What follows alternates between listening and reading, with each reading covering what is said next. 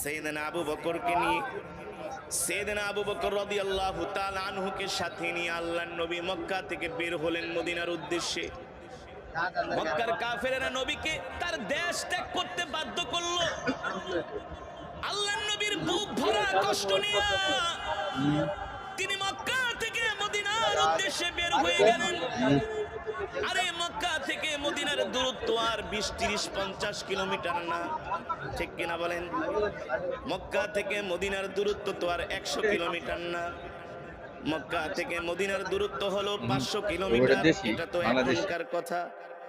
এখনকার অবস্থায় আধুনিক রাস্তাঘাট আছে, ট্রেন আছে, আধুনিক গাড়ি আছে, কিন্তু সেই সময় একটু পাহাড়ি আঁকাবাঁকা পথ ছিল।